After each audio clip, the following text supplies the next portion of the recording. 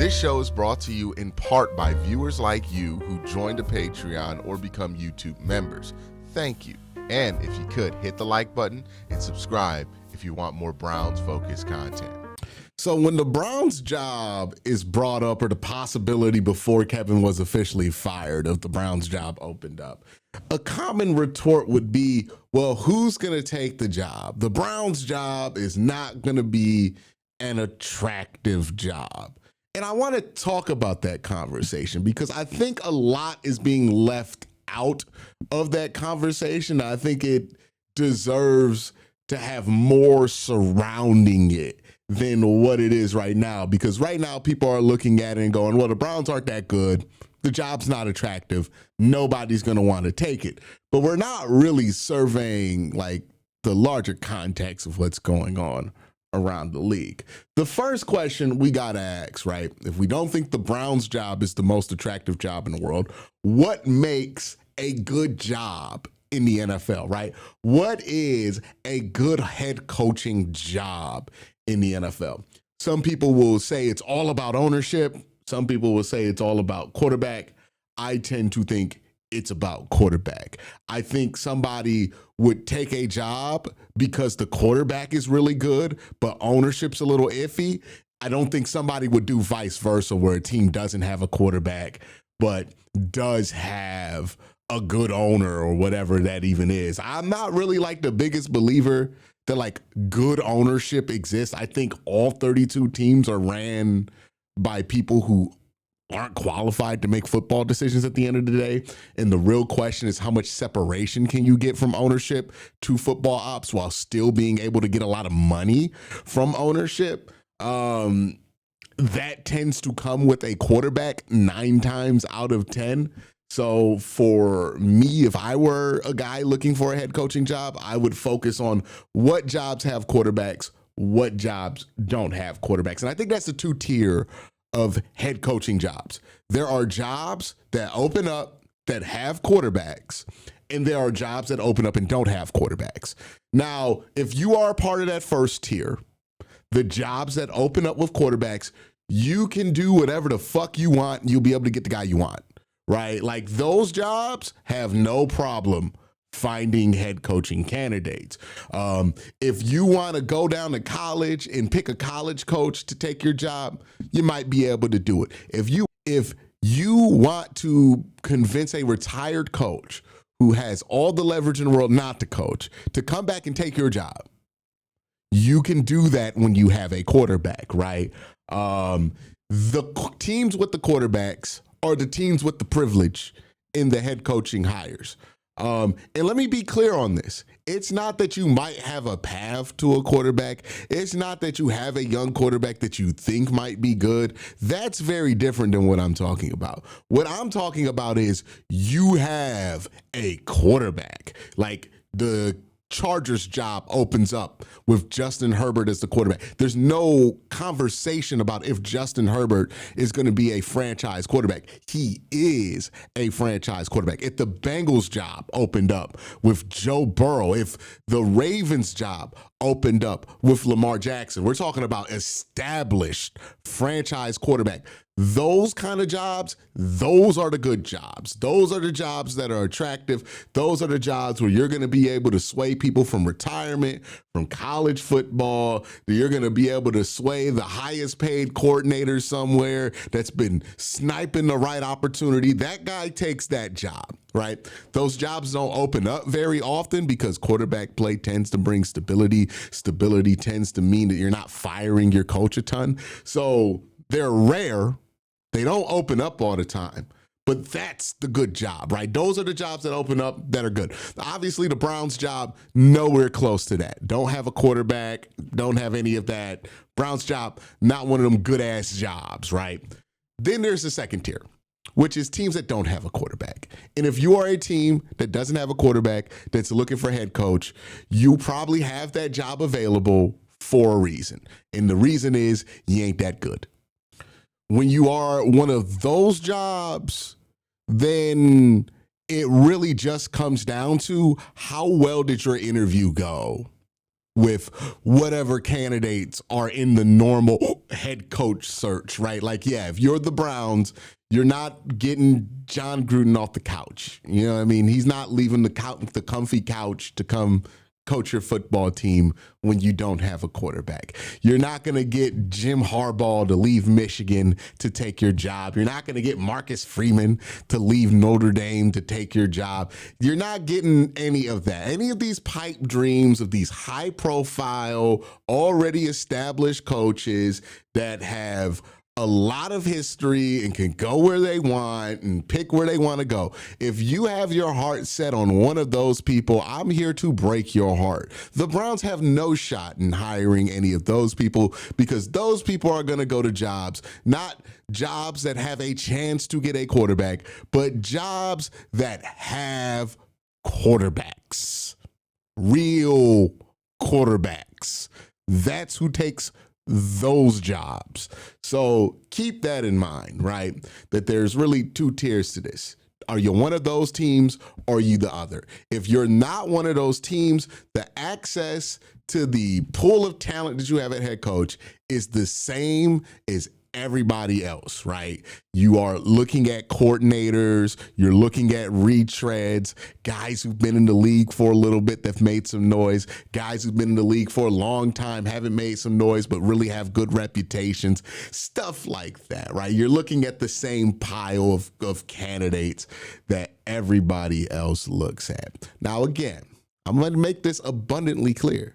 The Browns job opening is not one of those good job openings. You're not going to convince anybody to come out of retirement to take the Cleveland Browns job. It's just not that good of an it's not that good of an opening, right? There's no quarterback. It's not that good of an opening.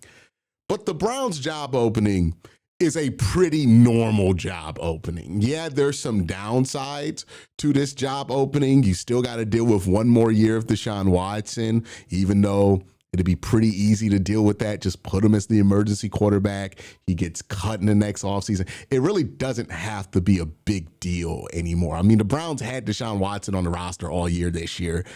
It wasn't really a thing. It didn't become a thing. People tried to make it a thing. It wasn't. It's pretty easy to manage, right? The Browns salary cap situation is still pretty easily manageable, especially now they're at the tail end of this whole Watson thing. They're going to have $70 million in cap space, probably over $100 million budget to bring in new players. They will be able to spend money, and they have ownership that is committed to spending money. If you look at the teams that have spent the most cash over the last few years, the Browns are right up there. So there is, you know, it's not just a bluff or a empty promise when the Browns say, hey, we're going to put money behind our roster. Think of it kind of like this for those of you who watch a lot of college football. What's dictating who takes college football jobs now isn't really the history of the program as much as it is the money that those schools can put behind the roster. The Browns are one of those teams with a really big NIL collective, right? Like at the end of the day, quarterback or no quarterback, the Browns, of all the teams that are going to be looking for a head coach, have the biggest bag to offer for what they're going to be willing to throw at the roster. No team is going to outspend the Browns roster-wise other than like Philadelphia or maybe San Francisco, right? Those jobs aren't available. So of the jobs available, no team's going to outspend Cleveland. That's a huge benefit to taking this job. It's not a big enough benefit to be equatable to a quarterback, but it is a benefit. The Browns having Myles Garrett in an elite defense that should be pretty easy to maintain at least a certain level will also be a benefit. The Browns having a lot of young, encouraging talent from this last draft class and really from the last 3 years of draft class, and they have 10 picks in this year's draft, will also be something that attracts people to the job. The Browns job is not a top tier level job, but it's not a bottom tier level job. I know that people are trying to convince Browns fans this for whatever reason, that like this is the worst job to possibly take. But if you are a head coach candidate and you're wondering, hey, how can I be set up for success? You're going to want to know, what do they have on the roster? How much do they have to add to the roster?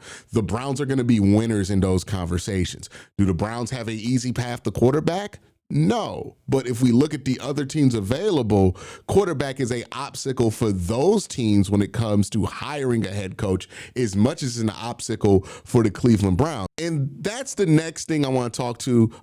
And that's the thing that I think is being the most forgotten about in this conversation is look at the teams that the Browns are competing with for head coaching candidates. We're going to talk about that in just a second here. But first, let me thank my sponsor, Sleeper. Real quick, just want to let you guys know Sleeper has a new offer here.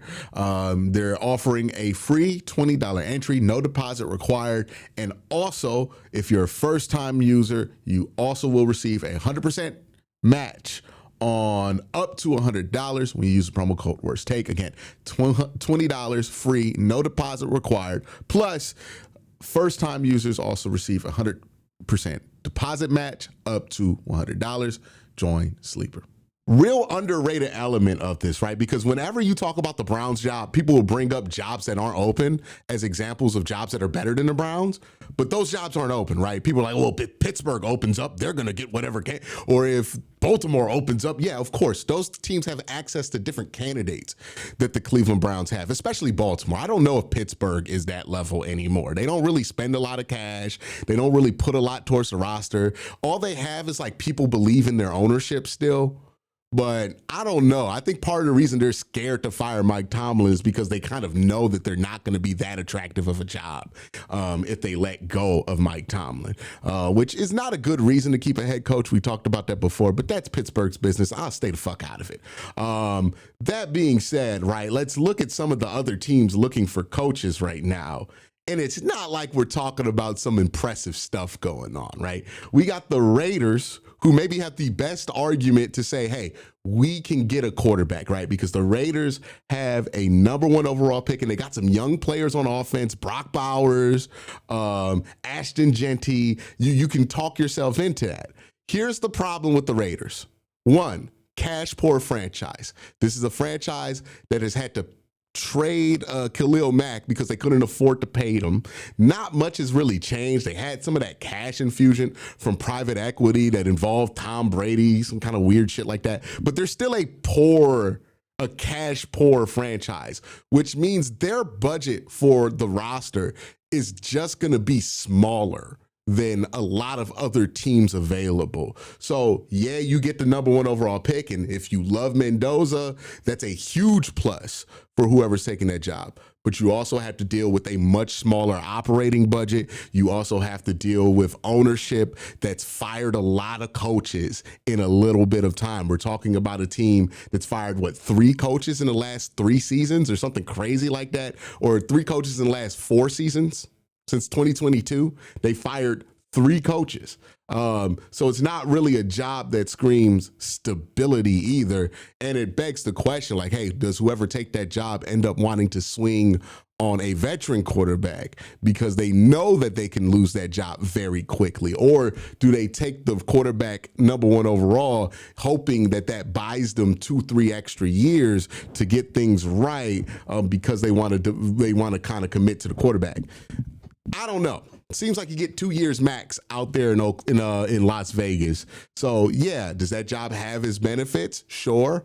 Has a lot of negatives that come with it too. The next job is the Giants job. Now we know that the Giants aren't really thought of as the most well-run organization in football. They do have Jackson Dart, but that might end up being an obstacle for them more than it is a selling point. Like, there might be some folks who really like Jackson Dart, who can't wait to work with them. But I do think that there are going to be some folks who don't want to take the New York job because they don't want to be tied to Jackson Dart because maybe they're not the biggest fan of Jackson Dart. That's kind of the issue, right? When you have a quarterback you're committed to and you have to keep, but they're not good enough to be a selling point yet, you kind of split the pool because you got people saying, I don't know if I want to deal with that and handle Jackson Dart, right? With the Brown situation, it's like, well, Deshaun Watson's going to be gone in 2027. You don't have to play him. Ownership doesn't want you to play him anyways. So there's no commitment there to Deshaun. And what Shador has a popular fan base. You could keep him. You can easily get rid of him. You can blank slate that quarterback room pretty easily if you take the Browns job. With the Giants job, it's like, no, you're locked in to working with Jackson Dart. The same thing's true of the Titans job, right? You're locked in to working with Cam Ward. Now, some people, that might be a selling point. Other people, it might be a reason to stay away from that job because maybe they're not the biggest fan of Cam Ward. We'll see what the market looks like for the Titans and the Giants, but I do wonder how being committed to quarterbacks already that people aren't necessarily 100% sold on is going to affect their ability to kind of bring in people to take the job. You also look at the Giants job. The roster's not really in the greatest shape. The same thing's true of the Titans job. That roster is in horrendous shape right now. So those are going to be longer term projects, but they drafted a quarterback. So there's going to be an accelerated kind of evaluation period for you if you're not getting the most out that number one overall pick.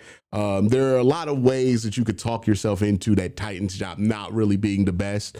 The same way you could do it for the Browns job, the same way you could do it for the Raiders job, the same way you could do it for the Giants job. If you look at the Falcons job, it's not really a super exciting job. Like, you got Michael Penix there. You're not too committed to Michael Penix going forward, but the talent on the roster isn't really where you want it to be. They just got some edge rushers. Some things need to be adjusted here and there. I would say the Falcons job is probably the most vanilla job. It comes with the least, but it also doesn't have much baggage associated with it.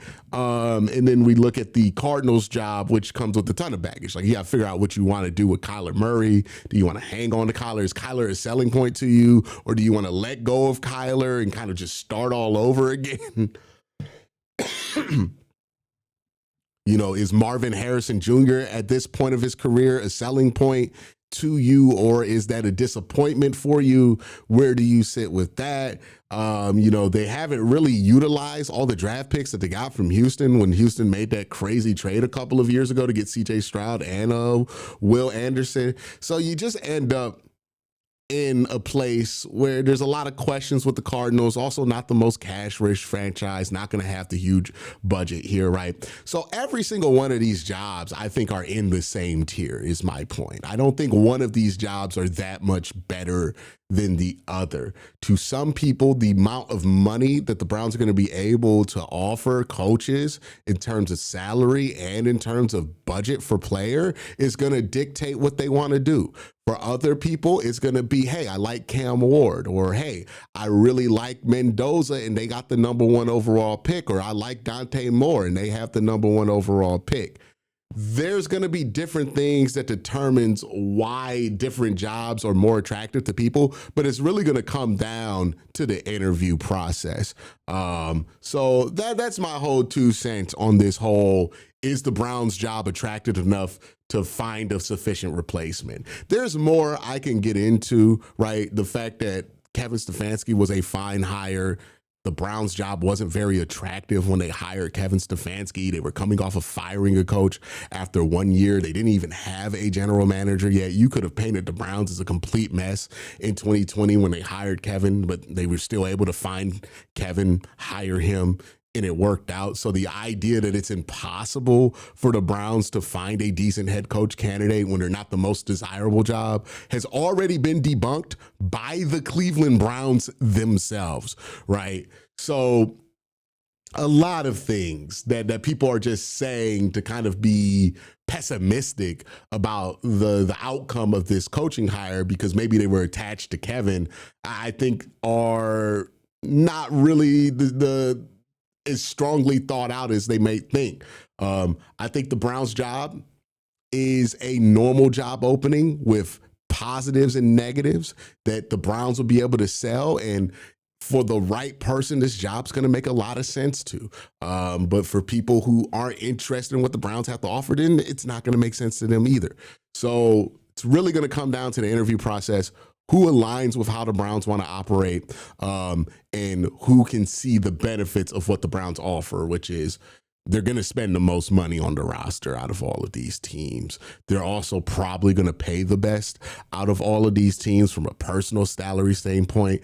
The Browns are probably willing to spend the most for coordinators out of all of these teams. Like, the budget that the Browns are going to be willing to offer is probably bigger than other teams, and that's where the Browns are going to have their advantage. It's probably why they're okay with moving on from Kevin, because they know that they can offer those things. And some of the things that people cite as downsides to the Browns job aren't really that big of a fucking deal, right? The salary cap thing is a myth. The Browns can get salary cap space. They've proven this for like 3 years under the Deshaun Watson contract, that they're able to manipulate cap space every year. They'll be able to do it. They're confident they could do it again, and they will likely be able to do it again this year and years going forward. It'll get easier as the Watson contract gets closer to being completely off the books. So the cap space thing, not a problem, right? The other thing that people note is no quarterback, and they got Deshaun and Shador on the roster. Who wants to deal with Deshaun and Shador? Well, you don't really got to deal with Deshaun and Shador, right? You can get rid of Shador if you really are that dead set on not dealing with Shador. You can get rid of Deshaun Watson effectively by just making him the emergency quarterback. Ownership's not going to buzz down and force you to play Deshaun Watson. They've already deemed it a failure. Andrew Berry's already deemed it a failure. He's not going to force you to play Deshaun Watson. Like, you don't have to play Deshaun Watson. You don't even have to really have Deshaun Watson in the building if you're running the Browns. So it's not really that big of a factor, right? I think people have overblown the negatives and undersold the positives to the Browns job. And I think when you look at it objectively, you see a job that is perfectly attractable for a normal team, a normal job opening. It's not a terrible opening. It's not an amazing opening. It's perfectly fine. Now, again, I want to highlight the upsides to the Browns job because I don't feel like enough people are. I'm not trying to paint it as if this is like a slam dunk run away with the job, right? There are some downsides to it. You have to ask yourself, hey, what's going to be the appetite in the head coaching community for working with Andrew Berry? Like, is this a Trent Baalke situation in Jacksonville where you might have to let him go to get the guy you want? Is that going to be extra messy? Or is Andrew Berry's reputation within the coaching community still strong so that that's not a problem, right? Still have to figure out stuff like that. That's the same question that a lot of these teams that are looking for coaches, but not necessarily GMs, are also looking for. Got to ask yourself if a guy is more comfortable with there being an established kind of order being bought in as a head coach, or are they somebody who wants to have a whole new fresh thing with a new GM brought in aside of them? Bigger question that you got to ask. This is why different jobs will make sense for different people, but the idea that the Browns are going to be like this prohibitively unattractive job, I just think I need to push back on that idea. It's not a prohibitively unattractive job. It is a pretty normal job opening in the NFL, of which there's only 6 of. Every single job that's open comes with its own bullshit, and it's going to be up to each individual candidate to decide what bullshit dealing with, what bullshit they want to deal with makes more sense for them, if you feel what I'm saying. So just want to kind of like wrap that up in a nice little neat bow there, because I know people are going to be like, oh my God, Quincy thinks that this job's amazing to take. And I'm like, no, nowhere near that.